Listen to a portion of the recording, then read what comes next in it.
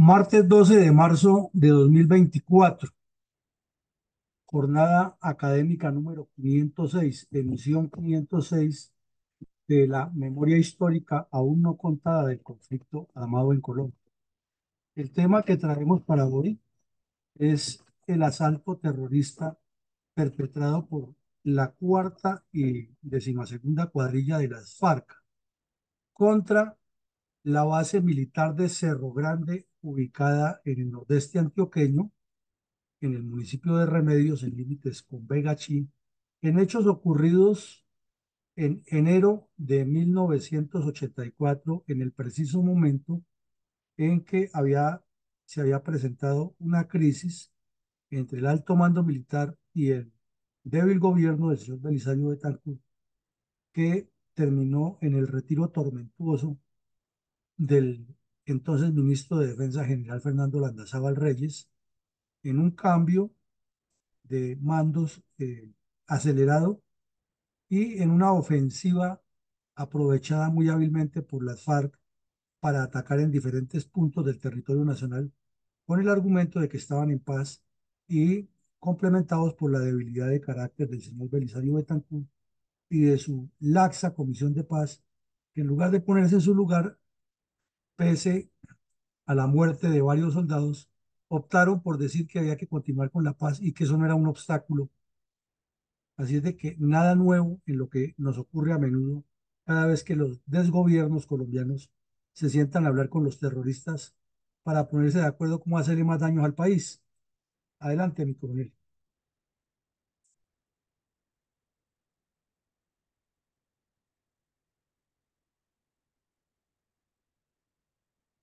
Vicencio, micrófono.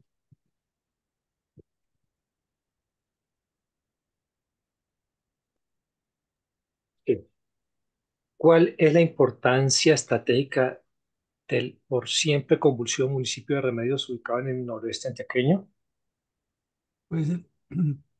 al ver el mapa de Antioquia, nos queda la claridad que el departamento de Antioquia está todo asentado sobre la cordillera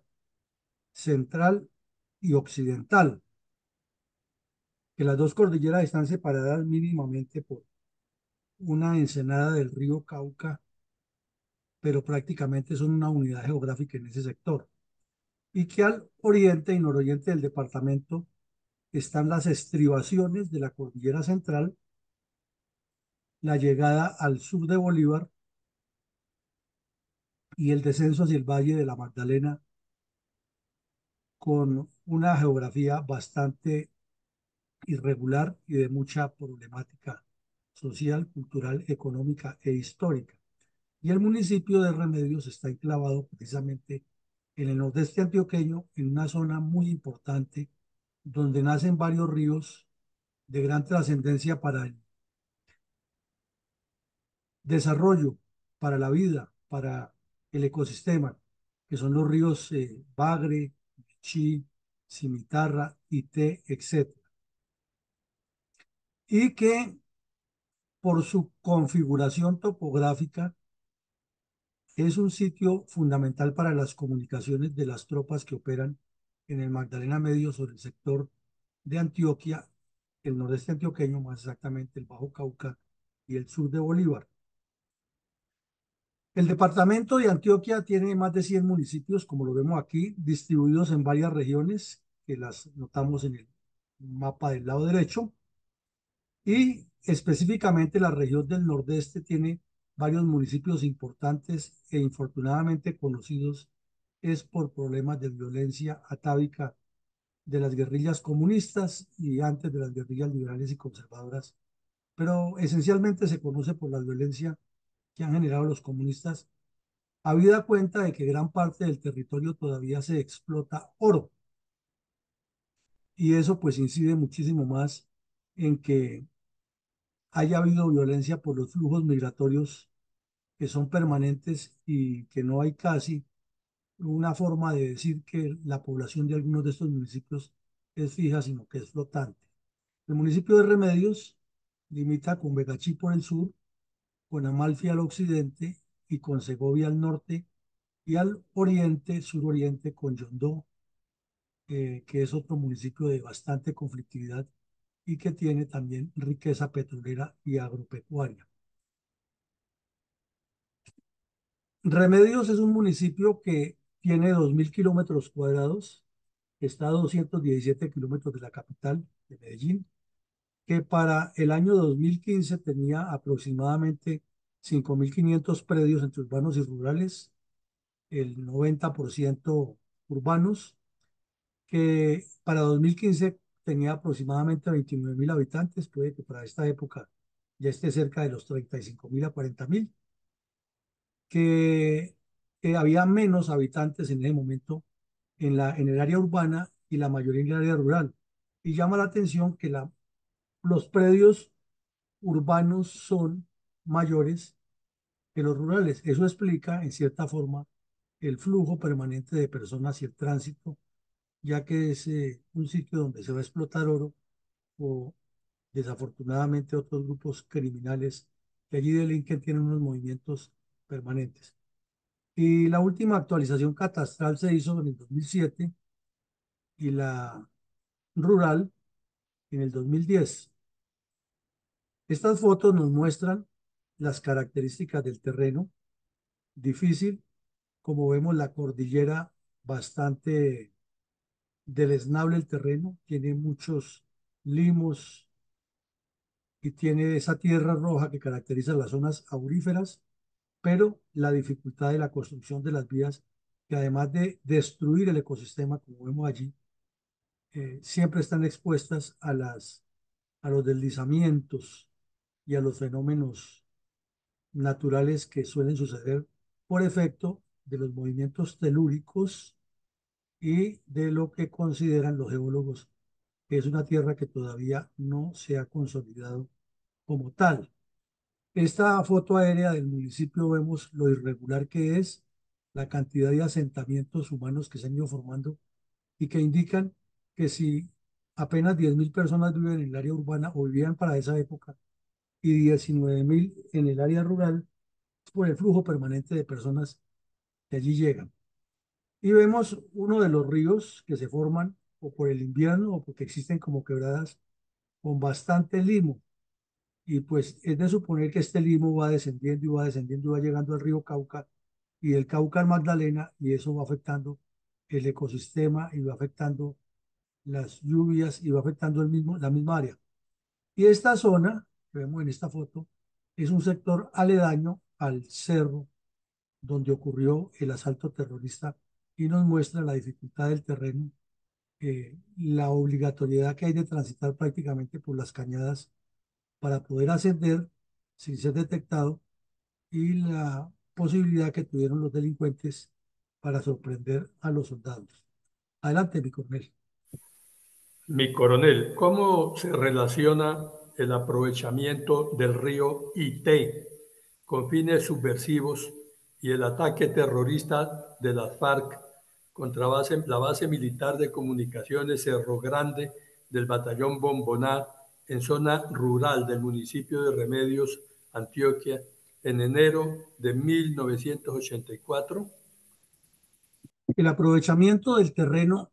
con fines militares tiene mucha importancia en la guerra irregular, en la guerra asimétrica, en la guerra que ahora llaman híbrida y que le inventan un montón de nombres. Pero es guerra irregular y más cuando es revolucionaria con mayor razón. Ahí vemos una toma aérea del río Ité, como son todos nuestros ríos, que no son rectos como Estados Unidos, por la diferencia del terreno y por la forma como se configuraron en el momento de la readecuación del planeta. Y notamos que es muy fácil analizarlo desde el aire, pero en el terreno, cuando se pierde la visibilidad y se ubica dentro de los bosques, por decir algo, se separa en este punto donde está el, el cursor y desea llegar a este punto, si no conoce la forma del terreno, no tiene un mapa actualizado o un mapa ya muy detallado, entonces le toca seguir todo el curso del río con el riesgo de que puede caer en una emboscada o que se demora muchísimo tiempo y los delincuentes le sacan ventaja. De igual, en estos ríos pues son navegables en la mayoría de sus sectores y le facilita a los bandidos moverse en canoas pequeñas, vestidos de civil, hacer la aproximación táctica, montar caletas dentro de todas estas matas de monte y como lo vemos, acercarse a la parte alta donde estaba el cerro y llegar por sorpresa, como lograron hacerlo contra los soldados que estaban en una misión prácticamente de operar una base de una repetidora de comunicaciones. Lo mismo que tiene muchas ramificaciones y a lo largo del curso del río se encuentran muchos afluentes de quebradas que salen de los pliegues de la montaña. Entonces se necesita realmente tener un vaquiano que conozca la zona y pues por lo general los soldados no son del área y se demoran un poco de tiempo, o en ese tiempo, en esa época se demoraban un poco de tiempo conociendo el área. Y cuando ya la conocían, entonces lo licenciaban por término de servicio militar y así la ventaja estaba dada para los bandoleros. Adelante, mi coronel. Mi coronel, ¿cómo incidió en las conversaciones de paz con las FARC el tormentoso retiro del servicio activo y del cargo de ministro de Defensa el general Fernando Landazábal Reyes en enero de 1982? Mi coronel, el general Landazábal recibió el Ministerio de Defensa en 1982, en agosto, cuando se posesionó Belisario Betancur. Y mm, de una vez fue como el agua y el aceite. El señor Belisario anunció que ya tenía lista la ley de amnistía y el proceso de paz y que eso era ya la vuelta de la esquina y con su hablado y arriero paisa decía que él no entendía cómo unos muchachos que estaban reclamando todos los derechos que eran constitucionales tenían que armarse para que el Estado les cumpliera. El general Landazábal fue muy enfático desde el principio y dijo que él no creía en ninguna negociación con las FARC, eran bandidos, delincuentes, tramposos y que además comulgaban con la doctrina comunista del engaño, la mentira y la trampa, que él no, y la orden que le dio a las fuerzas militares fue combatirlos. Entonces el primer choque que hubo fue que Belisario Betancur despejó toda la zona de Uribe, Meta, y se reunió con los bandidos y nombró sus comisionados de paz y comenzaron a cederles y cederles terreno. Y entonces el siguiente paso que causó mucho escozor fue que ordenó que el oriente del Tolima, oriente del Huila y límites con el Meta fuera completamente desmilitarizado porque las FARC lo exigían y resulta que lo que estaban era formando la cuadrilla 25 y secuestrando todos los arroceros de Prado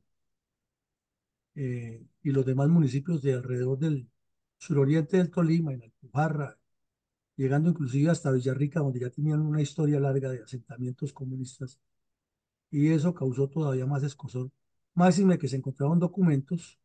de secuestros que cometían las FARC en esa región y que decían que le echaran la culpa a la delincuencia común, inclusive a las fuerzas militares. Decía Jacobo Arenas que dijeran eso para que pusiera al gobierno a pelear con los militares. Y la copa comenzó a rebosarse con el secuestro de Aurelio Iragorri Ormaza, Cauca, hasta que en la escuela de artillería en un retén encontró la copia de la séptima conferencia de las FARC que ha sido realizada un par de meses antes de que Belisario Betancur subiera al poder, en la cual decían todo lo contrario de lo que estaban diciendo en la mesa de conversaciones. Ahí decían era que 7 años tenían para completar un ejército de 36.000 hombres, rodear a Bogotá, tomarse el poder y estimular a que la gente saliera a la calle y acabara con todo lo que quedara y convertir a las fuerzas militares en súbditos de la revolución, creando un ejército popular. O sea, entonces el general Alazábal le entregó ese documento al señor presidente Belisario y él lo que hizo fue que en una reunión de ministros llegó y dijo que los militares ni deliberan ni opinan en política. Y cuando Landazábal llegó al ministerio se dio cuenta que ya los que le seguían estaban era con Belisario, no con él. Entonces prefirió retirarse y le ofrecieron la embajada en Holanda y se fue para allá. Pero el ambiente estaba muy caldeado con esa situación porque Dentro de los mismos cuerpos de tropa había desazón, había inconformidad y muchos sectores de la prensa consideraban hasta que Belisario Betancourt, decían, era comunista. Eh, Le sacaron un montón de chascarrillos y chistes, algunos simpáticos, otros de mal gusto, y su desprestigio era total. Muy bohemio, le gustaba mucho el aguardiente, amigo de llamar a Óscar Agudelo y a Diomedes Díaz y a hacer parrandas permanentemente en Palacio. Andaba en otro paseo el señor Betancourt y buscando que lo nombraran Premio Nobel de Paz a como diera lugar. ¿Cuál es el profundo mensaje de la caricatura de sátira política publicada en el diario El Tiempo el 24 de enero de 1984 en relación con las políticas de paz del Partido Comunista y su brazo armado de la FARC? Es una caricatura muy diciente que le ilustra a cualquier colombiano, sin importar el nivel educativo o académico, que no tenga la realidad de lo que pasaba. Por un lado, los bandidos con una paloma de paz en la mano hablando de que ya estaban próximos a negociar la paz y que iban a crear la Unión Patriótica y que Jacobo Arenas iba a ser candidato presidencial y que el Partido Comunista ha sido toda la vida víctima. Eh, Autosecuestraron al director de Voz, a uno de los redactores de Voz Proletaria que se fue para la Bolívar y se reunió con Tiro Fijo y Jacobo Arenas y elaboró un pasquín que se llama FARC 20 años de Marquetalia a la Uribe que tuvo gran difusión, en el cual decían que ellos lo que querían era la paz, y, pero que su paz era cuando les entregaran el poder, no había otra forma de paz, que eso era lo que tenía que entender la oligarquía, lo mismo que dicen ahora. Y al mismo tiempo asesinando, secuestrando, matando soldados y destruyendo poblados, como ya lo venían haciendo. Entonces, ese es el mensaje profundo de la caricatura. Mi coronel, ¿cómo relató la edición del diario El Tiempo los detalles del ataque terrorista de las FARC contra base militar de comunicaciones Cerro Grande del batallón Bomboná en zona rural del municipio de Remedios, Antioquia, en enero de 1984? Bueno, el periódico El Tiempo resumió este hecho con un titular eh, escrito así: 14 muertos en 3 asaltos de las FARC. ¿Qué ocurrió? Que el general Andazábal se retira más o menos un jueves, ocurren esos hechos, y pues queda programada para el lunes la ceremonia de posesión del nuevo mando militar, como lo acabamos de ver en la foto anterior, que estaba el general Matamoros, Vega Uribe y Obdulio Moreno. Entonces las FARC, que ya tenían previsto toda esa situación, porque sabemos de antemano que el señor Alberto Rojas Puyo, que era miembro del Partido Comunista, era también miembro de de la Comisión de Paz y tenía comunicación permanente con Jacobo Arenas, contándole, enviándole estafetas. Jacobo Arenas enviaba estafetas a las oficinas del señor Rojas Puyo a Bogotá y le enviaba cartas comunicándole al día todo lo que hacían. Y tuvieron el descaro, escribieron un libro a 4 manos que se llama Correspondencia Secreta del Proceso de Paz, que inclusive las FARC lo pusieron gratis en internet y se puede leer. Y ahí está todas las trapisondas que montaron entre Rojas Puyo y, y Jacobo Arenas, inclusive Rojas Puyo estimulándolo a que siga apretando porque están ganando mucho y que la oligarquía está asustada. Y al mismo tiempo era miembro de la mesa de conversaciones, igual que lo que está pasando ahora con los bandidos del ELN. Entonces atacaron en 3 sitios simultáneos. Uno fue el repetidor de comunicaciones en Cerro Grande, ahí en Remedios, Antioquia. El otro fue en Vélez, Santander, donde asesinaron a un sargento de la policía y a un campesino y dejaron 3 heridos. Y el otro fue en Sucre, también en Santander, donde asesinaron a un señor, un campesino, aduciendo que era informante del ejército. Y el periódico El Tiempo hace una larga descripción con las declaraciones del alcalde, con eh, la descripción del terreno, de cómo ocurrieron los hechos, eh, que los campesinos comenzaron a ver los bandidos desde el 20 de enero aproximándose hacia la base militar, que llegaron a Remedios, que amedrentaron a los campesinos de esa región y les ordenaron que se desplazaran hacia el casco urbano de Remedios, donde de las veredas Alicante, La Honda, Río Negro y San Bartolomé, eh, que el comandante de la policía pues ya tenía informaciones. El párroco de Remedios le pidió al presidente Betancur que interviniera porque había un desplazamiento humanitario grande y que inclusive había niños recién nacidos, mujeres embarazadas, eh, adultos mayores, que el municipio no tenía cómo alojarlos. O sea, formaron el drama humanitario de una vez antes de que se armaran los combates y con más razón después de que asaltaron la base. Entonces, hace la descripción total luego de cómo ocurrió el ataque terrorista, cómo se aproximaron y dan los nombres de los militares asesinados: el sargento segundo Hugo Sánchez Larrota, los soldados Miguel Humberto Mesa Arango, Luis Fernando López Córdoba, Uriel Rodríguez Rojas, Andrés Evelio Montoya Flores, Hilario de Jesús Moreno y Carlos Alberto Restrepo Arboleda. Y también nombra que los soldados Jorge Castañeda Ramírez, Eduardo Orozco García, Germán Darío Sánchez Rojas, Rodrigo Ateortúa Vélez y Daniel Upegui Parra fueron heridos de gravedad y evacuados por el ejército para llevarlos a los centros hospitalarios a recibir atención médica. Y que los 7 militares asesinados fueron llevados a la base militar de Guasimal del batallón Bomboná en las afueras de Puerto Berrío. Y luego para trasladarlos a los sitios donde eh, eran originarios de las familias. Inicialmente los soldados heridos fueron llevados a Puerto Berrío y otros posteriormente trasladados al Hospital Militar en Bogotá. Eh, Se decía que los combates se regaron por toda la región. El, eh, el padre, el párroco de Remedios,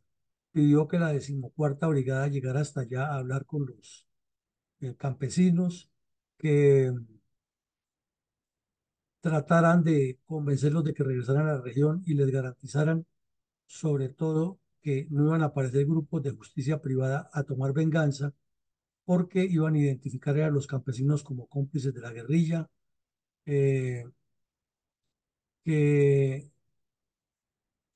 hubo un transporte masivo de personas, todo lo tenían previsto los bandidos. 15 camiones llegaron en el primer viaje de gente atiborrada, como decimos, con bebés, con adultos mayores, y que luego por la tarde regresaron por otro, como dicen los campesinos, viajado de gente, que luego describe el periódico cómo quedó la base, todo el material que se robaron los bandidos. Se llevaron 10.000 cartuchos de fusil G3 que acababan de llegar en un apoyo aéreo que había habido días anteriores, lo cual indica que probablemente en la base había algún infiltrado que tenía contacto con los bandidos. Y hay algunas declaraciones del comandante de la brigada, que era el general Faruk Yanine Díaz, indicando todo lo sucedido y desde luego pues anunciando que desplazaban tropas de los batallones Bomboná y Bárbula a apoyar las operaciones y a buscar a los delincuentes que habían perpetrado este hecho. Mi coronel, pese al reciente rifirrafe con el general Landazábal por la debilidad de carácter de Belisario Betancur ante las FARC, ¿cuál fue la respuesta del mandatario al ataque terrorista de las FARC contra la base militar de Cerro Grande, adscrita al batallón Bomboná en la zona rural de Remedios? Bueno, pero las dos fotos que están ahí son del mismo día que Belisario Betancur asiste a la ceremonia de reconocimiento de los nuevos mandos, del general Matamoros, que está subido en el jeep, y del general Vega Uribe, que está saludando a la nieta ahí en la ceremonia. Y dice el señor Betancur que era un caradura, era un cínico de miedo y un desvergonzado buscando su premio Nobel de Paz en la escuela militar frente a todos los mandos y en la ceremonia de reconocimiento del ejército, que lo sucedido en Antioquia no era grave, porque eso era apenas un obstáculo para la paz y que él seguía empeñado en la paz y lo que era que negociar con esos delincuentes y que él estaba tan empeñado en la paz que estaba fortaleciendo la Fuerza Aérea con la adquisición de unas aeronaves y a la Armada con las corbetas. Entonces, que no se preocuparan que él no le estaba fallando al país, pero que los bandidos no iba a dejar de negociar con ellos y le dio instrucciones públicamente al señor John Agüero Ríos, que era otro sujeto sin carácter, vividor de la paz y además que estaba pelechando un gran salario, que continuara reunido con los bandidos en la Uribe hablando de la paz, porque era que estos hechos no se debían repetir precisamente porque no había paz. En lugar de ordenar que las fuerzas militares atacaran a Casa Verde y acabaran con ese feudo de bandidos, entonces lo que hizo fue legitimarlos más. Un cara dura, como dicen los españoles. ¿Cuál es la primera reacción de la Comisión de Paz del gobierno Belisario Betancur, encabezada por John Agudelo Ríos, tras el ataque terrorista de la FARC contra la base militar de comunicaciones Cerro Grande del Batallón Bomboná en la zona rural del municipio de Remedios, Antioquia, en enero de 1984? Pues la Comisión de Paz salió a decir lo que Belisario Betancur les dijo que dijeran. Eso es obvio que tan pronto ocurrió ese hecho, él y John Agudelo Ríos se comunicaron y los delegados de las FARC que tenían entrada permanente a Palacio, el señor mm, Rojas Puyo, como relata en su libro, entraba y salía de Palacio como Pedro por su casa.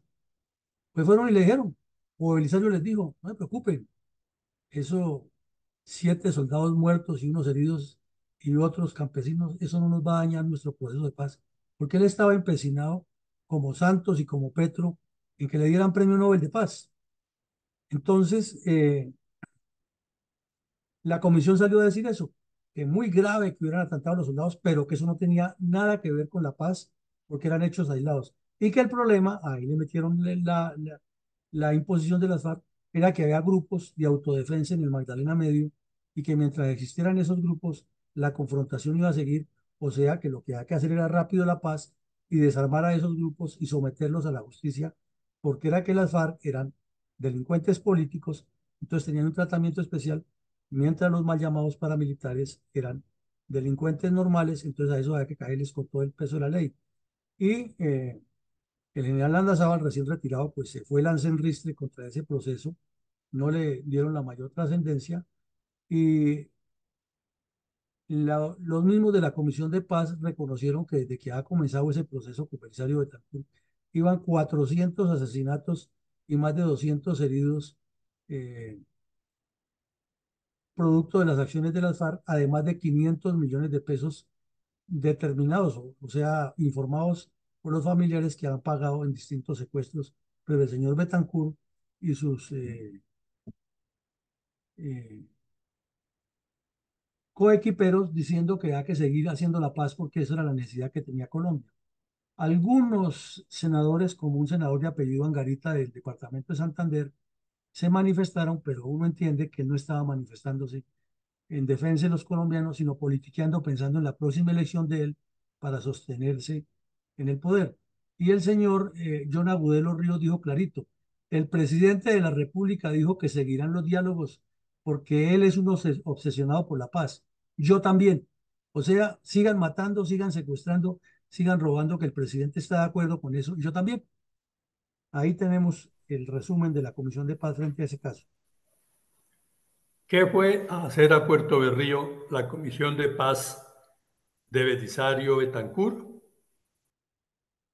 Fue hacerle un mandado a tiro fijo, coronel, porque de ahí inmediatamente viajaron o mejor dicho, tan pronto se produjo el hecho y esas declaraciones, viajaron de urgencia a Casaverde a reunirse con Tiro Fijo y con Jacobo Arenas y allá les dieron la orden. Ustedes, como decía Tiro Fijo, ustedes lo que tienen que ir es allá a Puerto Berrío y reunirse con los mandos militares y con el comisionado Antonio Duque Álvarez y decirles que nosotros seguiremos actuando mientras no acaben con los grupos de autodefensa en la región, porque eso es nuestro gran problema, los que nos han dejado crecer. Entonces, vayan y digan eso. Y allá llegaron exactamente a visitar la brigada y era a pedirle al general Yanine Díaz que dedicara el ejército a combatir contra los grupos de autodefensa y que no tocara las FARC porque estaban en proceso de paz. Y lo mismo a a ayudarle a las FARC en el show que estaban montando los delincuentes que vivían en esa región, era de alebrestar a los campesinos para que las milicias bolivarianas que controlaban el, la marcha, todo eh, esa concentración de personas, dialogaran con el ejército y le pidieran que se retirara el ejército de esas veredas y que se dedicara a otros menesteres, porque era que el ejército era el problema por el cual la guerrilla estaba desplazándolos. En lugar de pedirle al ejército que se hiciera más presente y sacara a los bandidos de allí, entonces era que se retirara y todo eso fue a legitimarlo y a convalidarlo la Comisión de Paz. Mi coronel, ¿por qué el general Faruk Yanine Díaz, comandante para la época de la 14ª Brigada, aseguró que los terroristas de las FARC se escondían entre la población civil? Por una razón muy sencilla, mi coronel, porque dentro de los que asaltaron la base de Cerro Grande, había bandidos que eran de esas milicias que viven ahí en los poblados, que son los que controlan, que son los que están observando, los que tienen sus redes de información, los que apoyan con logística, con inteligencia a las cuadrillas. Y entonces participaron en el asalto y apenas terminó el asalto, pues fueron y guardaron sus fusiles, se metieron dentro de la marcha de los campesinos y andaban de civil y fueron los mismos que estaban allá alebrestando a los campesinos para que retiraran el ejército de la región y para pedirle o exigirle al gobierno por medio de la Comisión de Paz que enviara tropas a combatir a los mal llamados paramilitares, pero que no le hicieran nada a las FARC porque estaban en paz. Entonces, en declaraciones a los medios, general Yanini fue fehaciente y dijo eso, inclusive el párroco, el padre Yepes, también lo afirmó y dijo que sí, que a él sus feligreses le llegaban con la misma información. Entonces, que el general Yanini no estaba diciendo mentiras. ¿Cómo resumió el general Faruyani Díaz ante los medios de comunicación la oleada sincronizada de acciones criminales perpetrada por la FARC en el Magdalena Medio el mismo día en que del ataque terrorista de la FARC contra la base militar de comunicaciones de Cerro Grande del batallón Bomboná en zona rural del municipio de Remedios, Antioquia, en enero de 1984? Eh, Resulta que, de todas maneras, pues como era disposición del gobierno, el general Yanine tuvo que ir a varias regiones a hablar con los campesinos. Además, le fascinaba eso. Él era feliz yendo y metiéndose a todas zonas y hablando con todo el mundo, reuniendo los presidentes de acción comunal y las maestras de las escuelas y los líderes sociales. Y ordenaba que el ejército hiciera campeonatos de fútbol, campeonatos de basquetbol, torneos de tejo. Él era muy activo, tenía mucha instrucción. Entonces, fue a hacer esa actividad que le han dispuesto de reunirse con la gente y estando en un sitio que se llama eh, Santo Domingo del Ramo, en Santander, se enteró que ahí hubo un combate grande y murió un suboficial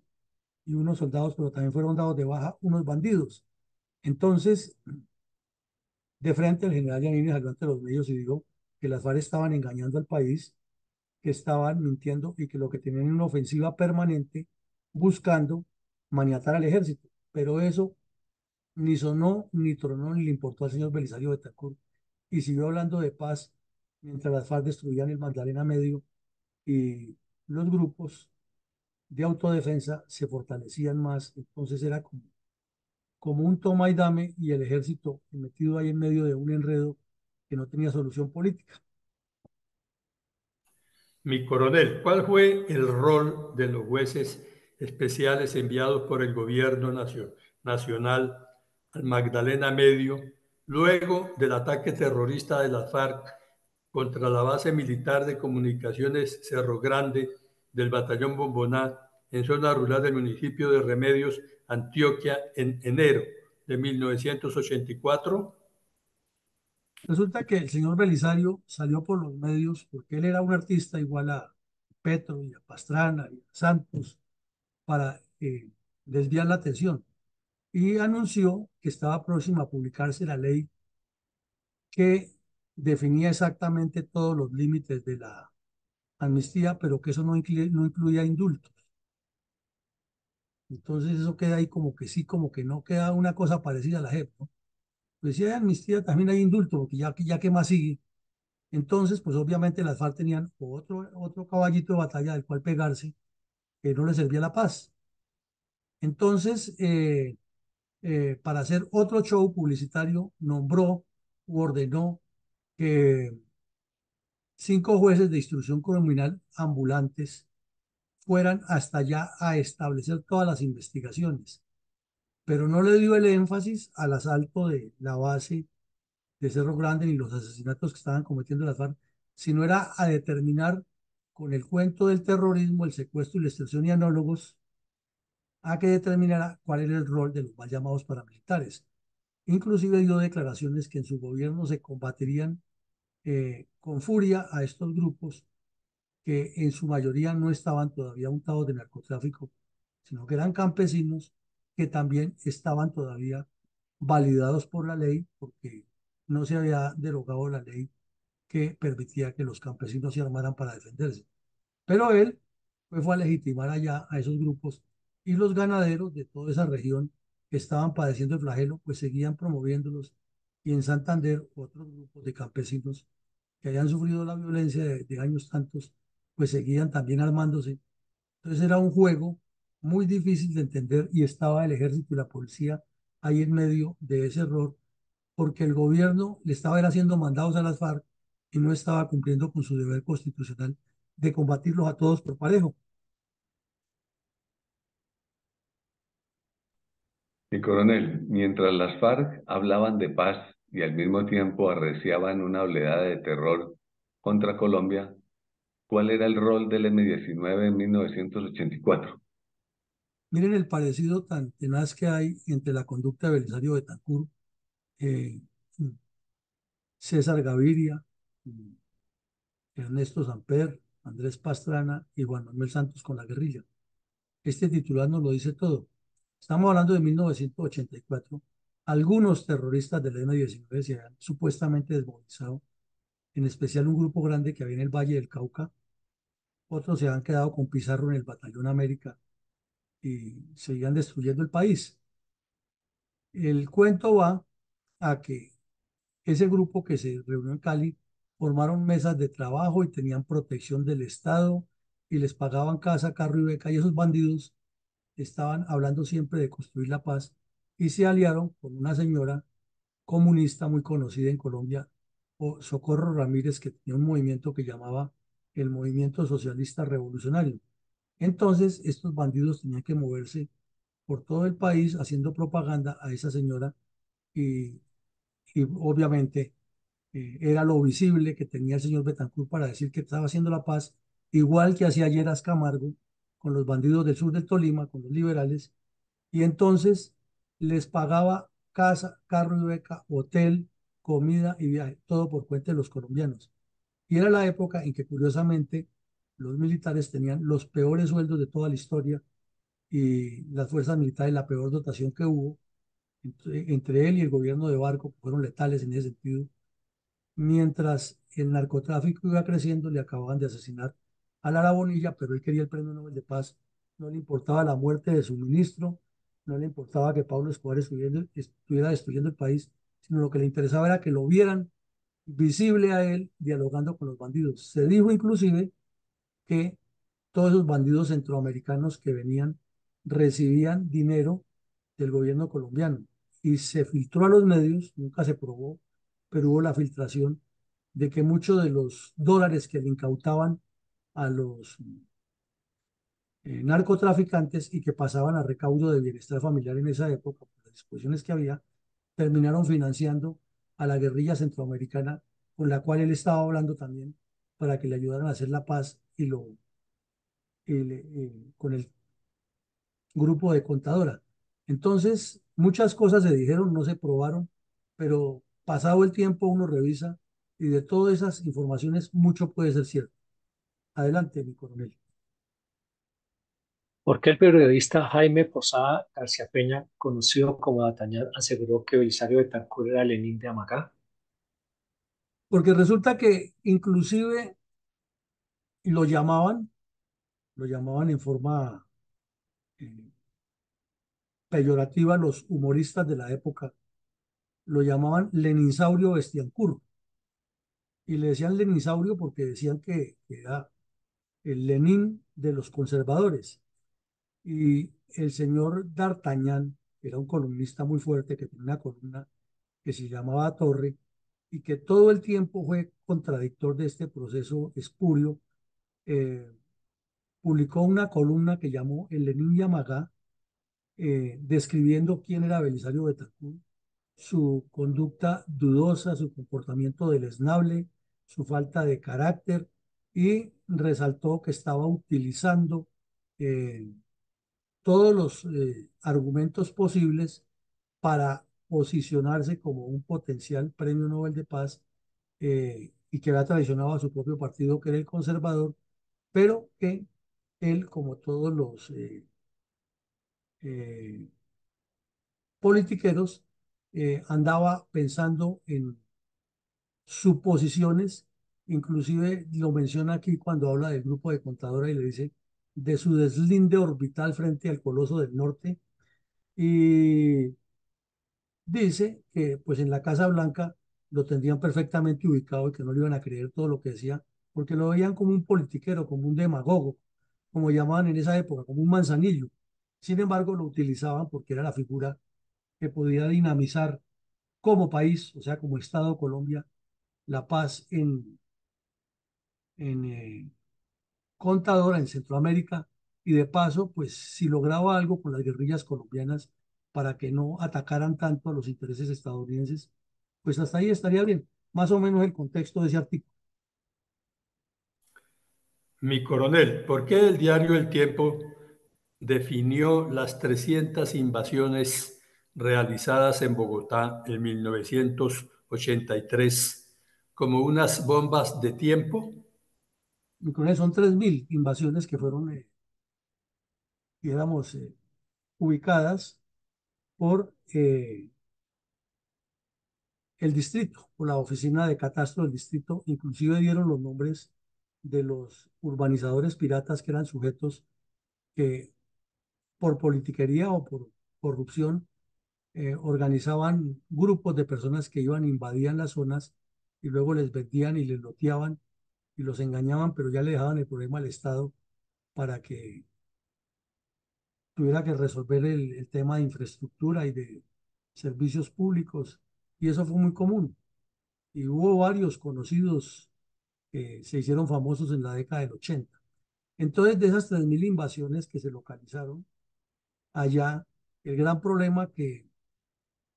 se determinó por parte de la inteligencia militar y de la Policía Nacional es que varias de esas eran promovidas por el M-19, que inclusive promovía también que la gente se tomara por asalto las fábricas e hicieran asambleas populares y destituyeran los dueños, se quedaran con eso y comenzaron a gobernar como si fuera un poder popular. Entonces el diario El Tiempo presenta que esa situación viene avanzando de manera progresiva, que les venden lotes a menos de 30.000 pesos, y que en algunos de esas invasiones está el M-19, que no las promueve todas, pero a la vez le conviene que eso ocurra porque ya hay un caldo de cultivo, y es lo que hoy tenemos en todos los cinturones de miseria de Ciudad Bolívar y alrededores. Eso también debido a la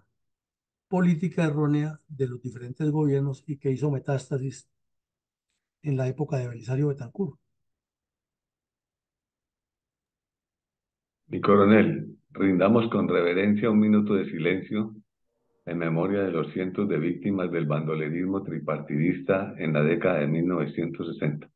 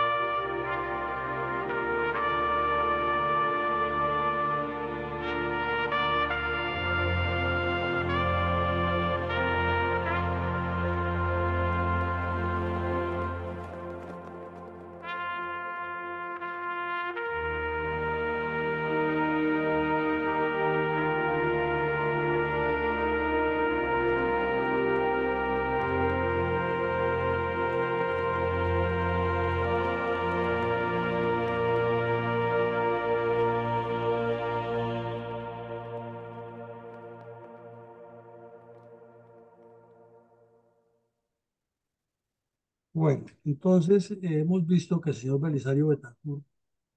cometió muchos errores, no fue solamente lo del Palacio de Justicia, sino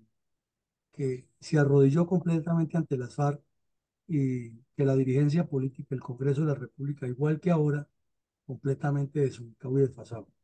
Escuchemos entonces para el cierre las conclusiones de mi coronel Vicencio Ortiz. Para entonces, el gobierno del presidente Belisario Betancur se encontraba presto a iniciar los acuerdos de la Uribe con la FARC, el M-19, el EPL y la ADO, siendo un presidente volcado a la búsqueda de la paz al precio que fue. La FARC, mientras tanto, solo tenía presente la séptima conferencia, donde se presentaba como un movimiento guerrillero auténticamente ofensivo, pensaba en incrementar los bandoleros, redar a Bogotá y crear un gobierno provisional. Como vemos actualmente, los guerrilleros se camuflan con la población civil y ellos manipulan a los campesinos, y así fue que muy posiblemente también infiltraron a los soldados con la base para el fin de la toma de esta base. El ataque del poder, la toma del poder sería doblar a las fuerzas militares y policía y volvernos sus lacayos. Uno de sus grandes proyectos era en organizar su partido político para las próximas elecciones, siempre pensando en diálogos, no importaba la muerte de soldados y policías, como es el deseo de los presidentes en busca del famoso Nobel de la Paz. Bueno, muchas gracias, Vicencio. En síntesis, sí, el señor presidente Betancur andaba buscando la paz y ni siquiera tenía conmiseración con su departamento, que fue el que más votos le dio, y no sabemos cuántos votos le dio el municipio de Remedios para ser presidente, un cargo que quizás nunca debió ocupar, y le causó bastante daño al país ese señor. Es probable que todo el problema que tenemos acumulado ahora haya iniciado con su falta de carácter y desgobierno, y todo lo que estamos